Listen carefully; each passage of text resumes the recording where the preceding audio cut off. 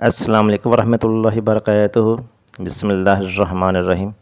آج کی اس ویڈیو میں نے اینک لگا کر نماز پڑھنے میں کوئی حرج تو نہیں ہے، اس کے بارے میں ذکر کیا ہے۔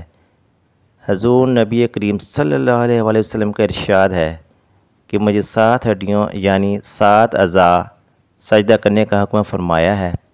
پیشانی، دونوں ہاتھوں، دونوں گھٹنوں اور دونوں پاؤں کی انگلیوں پر ناک پیشانی میں شامل ہے، لہٰذا سجدے میں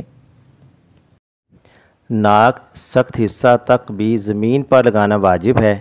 بغیر عذر ناک کو نہ لگانے سے نماز مکروہ تحریمی ہوتی ہے، اور پاؤں کی ایک انگلی کا پیٹ دورانیے سجدہ زمین پر لگائے رکھنا فرض ہے، اور پاؤں کی 3 انگلیوں کا پیٹ زمین پر لگائے رکھنا واجب ہے، اور تمام انگلیوں کے پیٹ زمین پر لگائے رکھنا سنت ہے۔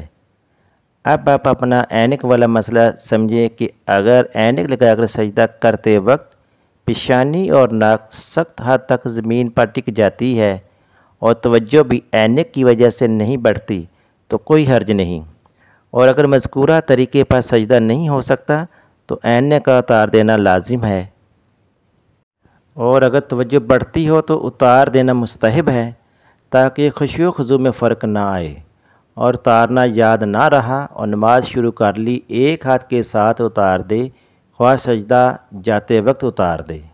آپ سے گزارش ہے کہ آپ ہماری ویڈیو کو لائک کریں، چینل کو سبسکرائب کریں اور بیل نوٹیفیکیشن کو آن کریں تاکہ آپ کو آنے والی ہر نئی ویڈیو کا نوٹیفیکیشن مل سکے۔ شکریہ۔